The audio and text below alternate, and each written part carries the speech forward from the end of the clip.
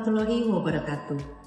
Selamat pagi kepada Bapak dan Ibu tim penilai dalam sertifikasi dosen gelombang 1 tahun 2025. Perkenalkan, nama saya Dr. Gigi Melaniwati, spesialis konservasi gigi, sebagai salah satu staf bagian konservasi gigi Fakultas Kedokteran Gigi Universitas Trisakti.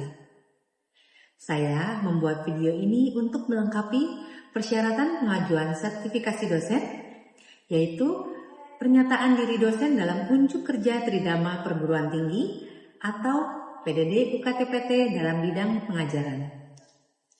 Pada kesempatan kali ini, mata kuliah yang saya ampu masuk ke dalam modul konservasi gigi, di mana kode modulnya adalah PG/IKG 05 mengenai bahan adesif. Dan mata kuliah ini terdiri dari 5 SKS. Metode pembelajaran yang saya gunakan adalah small group discussion dan case-based learning atau diskusi kasus. Bentuk penilaiannya terdiri dari tutorial, baik presentasi, diskusi, dan makalah yang dikumpulkan dalam bentuk chair side teaching atau CST dengan bobot penilaian 15%, dan case-based discussion atau laporan kasus dengan bobot penilaian 35%. Ujian modul dibagi menjadi 2. Yang pertama ujian praktik berupa assessment docs, diantaranya adalah penempatan resin komposit kelas 2, 3, dan 4 di klinik RSGM FKG Usakti dengan bobot 60%. Yang kedua ujian teori menggunakan komputer based test dengan bobot 40%. Mata kuliah yang saya ampu berkaitan dengan bahan adesif yang digunakan untuk menata laksanaan kelainan jaringan keras dan kelainan jaringan pulpa. Tentunya, capaian pembelajaran yang diharapkan adalah mahasiswa mampu melakukan pengisian rekam medis, anamnesis, pemeriksaan klinis, menentukan diagnosis dan diagnosis banding, memahami dan menggunakan bahan adesif tersebut sebagai bagian dari rencana perawatan pasien. Capaian pembelajaran mata kuliah atau CPMK adalah mahasiswa mampu melakukan konsep aplikatif tentang tata laksana kelainan jaringan keras dan kelainan jaringan pulpa. Referensi mata kuliah yang saya gunakan diantaranya, pertama adalah buku Swislab dengan judul Restorasi Gigi tahun 2023 dengan kontributor penulis saya sendiri dan seluruh teman sejawat di bagian konservasi gigi FKG Universitas Trisakti. Yang kedua, Textbook Sudurvan Art and Science of Operative Dentistry edisi ke-6. Yang ketiga, Jurnal Bahan Adesif Restorasi Resin Komposit dengan penulis Dr. Gigi Eko Fibrianto SPKG, subspesialis KE Konsultan. Berikut adalah contoh pada saat saya melakukan pengajaran. Assalamualaikum warahmatullahi wabarakatuh. Waalaikumsalam warahmatullahi wabarakatuh. Perkenalkan, nama saya Dr. Gigi Melaniwati, spesialis konservasi gigi. Teman-teman semua bisa panggil saya Dr. Mel. Pada siang hari ini, saya akan membawakan mata kuliah dengan judul Bahan Adesif. Nanti kalau teman-teman ada yang bingung, bisa langsung tunjuk tangannya ya. Baik, kita akan mulai. Dental adesif. Dental adesif artinya to stick to, pada struktur email dan dentin. Bagaimana sejarahnya? Pada tahun 1950, Dr. Rafael Bunokor menemukan penggunaan etsa pertama kali pada email, ya, di mana resin komposit yang diaplikasikan etsa akan bertahan lebih lama dibandingkan yang tidak menggunakan etsa. Pada saat ini, kita menggunakan etsa asam fosfat dengan konsentrasi 37%. Berikut adalah contohnya asam fosfat 37%. Nah, aplikasi asam fosfat 37% pada permukaan email akan membuat permukaan email terbentuk mikroporus. Jadi terbayang ya, permukaan emailnya porus-porus kecil-kecil. Kemudian kita aplikasikan bahan adesif dan kita lakukan penyinaran. Resin yang mengalami polimerisasi itu akan kita namakan resin mikrotek. itu adalah dasar pelekatan bahan adhesif ke permukaan email gigi pasien kita. Nah, berapa lama sih teman-teman waktu aplikasi ETSA yang ideal? Ada yang tahu? 10 sampai 15 detik. 10 sampai 15 detik. Menurut beberapa literatur, sebenarnya waktu ideal aplikasi ETSA adalah 15 sampai 60 detik. Kalau kurang dari 15 detik, maka mikroporusnya tidak terbentuk secara sempurna. Jadi, waktu ideal aplikasi ETSA adalah 15 sampai 60 detik. Oke. Nah, pada saat kamu melakukan pembersihan karies menggunakan ekskavator, menggunakan bur, pastinya akan terbentuk debris-debris putih pada permukaan gigi, betul? Itulah yang kita namakan smear layer. Smear layer akan menutupi permukaan gigi kita, atau dia akan masuk ke dalam tubulus-tubulus dentin yang kita namakan smear top.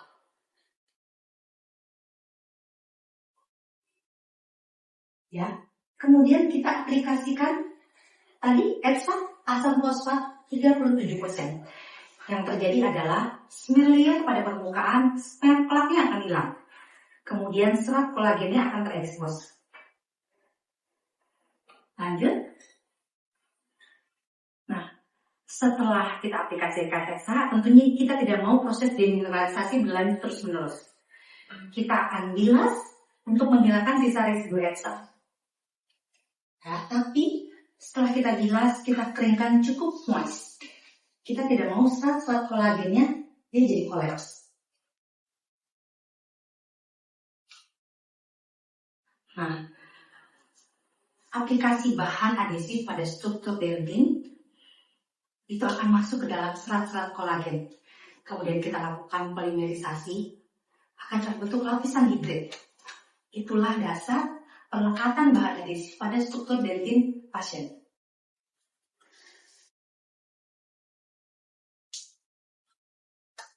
Kita akan masuk ke bahan adhesif. Bahan ini sering kali kita gunakan. Dia terdiri dari 3 komponen. Yang pertama adalah ETSA, primer, bonding. Oke, bahan adhesif lagi-lagi diklasifikasikan berdasarkan generasi, tipe pelaut, mekanisme menghilangkan smear layer, dan yang terakhir berdasarkan berapa banyak waktu klinis kita gunakan.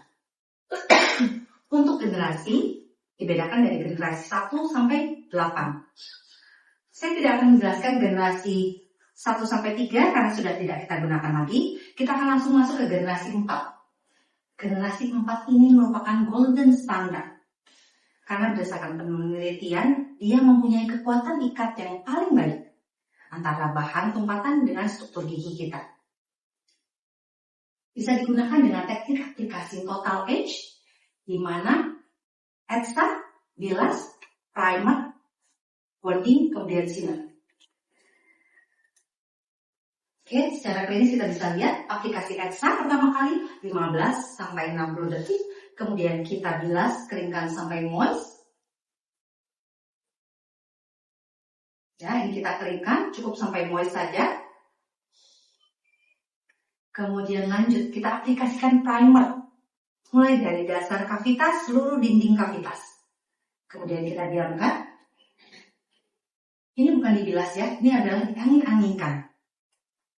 Setelah itu baru aplikasi bonding.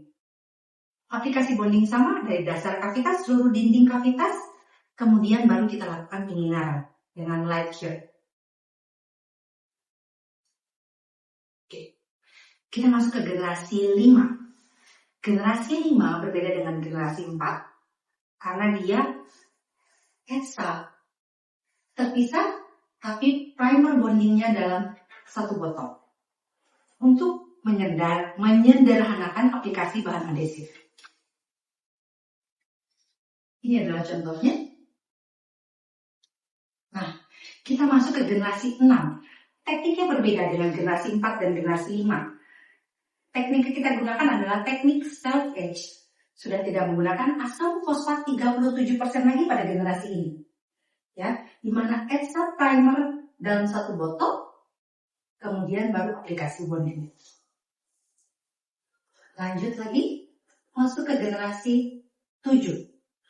Generasi 7 mirip-mirip dengan generasi 6, tapi bedanya dia ada one bottle, one step, di mana extract, primer, bonding dalam satu botol. Teknik yang digunakan adalah teknik cell edge. Ini adalah contohnya.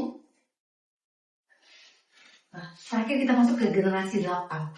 Generasi 8 itu menggunakan nanofiller. Bahan adhesif yang terbaru adalah, sebentar, ini adalah rangkuman. Mulai dari generasi 4, 5, 6, 7, 8. Kita bisa lihat tekniknya, aplikasi klinis berapa kali, ya. Dan terakhir kita masuk ke universal adhesive. Ya, pada universal adhesive kita menggunakan ekstrak atau bisa tanpa ekstrak.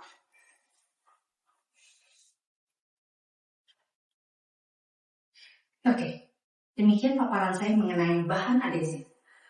Baik, berikutnya kita akan masuk ke diskusi skenario kasus. Untuk kasus ini, boleh tolong Cantika dibacakan? Baik, seorang perempuan 26 tahun datang ke RSGM FKGU Sakti dengan keluhan gigi depan atas kiri patah karena jatuh dari sepeda 2 minggu yang lalu. Gigi patah tersebut menjadi mudah terasa ngilu apabila pasien minum dingin. Pada pemeriksaan intraoral terlihat gigi 21 fraktur 1/3 mahkota oblik dari distal ke insisal bagian mesial. Pemeriksaan vitalitas dingin, gigi terasa ngilu tapi hilang jika rangsangan dihilangkan. Untuk perkusinya tidak ada kelainan, palpasi tidak ada kelainan, serta pemeriksaan radiografis terlihat gigi fraktur pada bagian koronal dan jaringan apikal terlihat normal. Baik, terima kasih Cantika. Kita akan lanjut untuk diagnosis gigi 21. Ada yang tahu untuk skenario kasus ini? Boleh, Caca silakan. Baik dok, untuk diagnosis gigi 21 ini yaitu reversible pulpitis dok, dengan jaringan apikalnya normal. Baik, betul Caca, diagnosis gigi 21 adalah reversible pulpitis dengan jaringan apikal normal. Untuk penegakan diagnosis gigi tersebut, ada yang tahu? Izin menjawab dok, saya Aura Sarita. Untuk penegakan diagnosis dari gigi 21 itu, frakturnya baru hanya mengenai emal dendritin saja dan belum mengenai jaringan pulpanya. Oke, betul. Ada penegakan diagnosis yang lain untuk gigi ini? Baik dok, permisi, saya Syifa, izin untuk menjawab. Selanjutnya yaitu ada tes vitalitas dingin di mana gigi vital, lalu ada pemeriksaan perkusinya tidak ada kelainan dan palpasinya tidak ada kelainan. Selanjutnya yaitu pemeriksaan radiografis dengan gigi 21 fraktur emal dentin belum mengenai jaringan pulpa. Baik, untuk rencana perawatan gigi 21, apakah ada yang tahu? Izin menjawab dok, saya Dila Sukma. Untuk rencana perawatan gigi 21 itu adalah tumpatan resin komposit kelas 4. Betul. Untuk perawatan gigi 21 adalah tumpatan resin komposit kelas 4. Terima kasih. Baik, sekian paparan dari diskusi skenario kasus pada pagi hari ini. Untuk yang lain, apakah ada yang ingin bertanya? Izin dok, saya Ninja Lutfi Rahma. Saya izin bertanya, kira-kira apa sih yang akan kita lakukan ketika bahan tumpatan yang sudah digunakan ke gigi pasien agar tidak mudah lepas dok? Terima kasih. Baik Nindya, pertanyaan yang sangat bagus. Ada beberapa faktor yang bisa mempertahankan bahan tumpatan supaya bertahan lama di dalam mulut pasien. Yang pertama pastinya adalah pemilihan bahan adhesif dan teknik yang kamu gunakan. Bisa menggunakan teknik total edge, selective edge, maupun self edge. Yang kedua, kamu harus memperhatikan isolasi daerah kerja. Bisa menggunakan rubber dam, atau yang paling sederhana kamu menggunakan cotton roll. Dan pastikan daerah kavitas kamu bersih dari kontaminasi saliva dan darah pasien. Yang terakhir, tentunya adalah intensitas, durasi, dan jarak penyinaran kamu ke bahan tumpatan. Baik, demikian kuliah saya pada siang hari ini.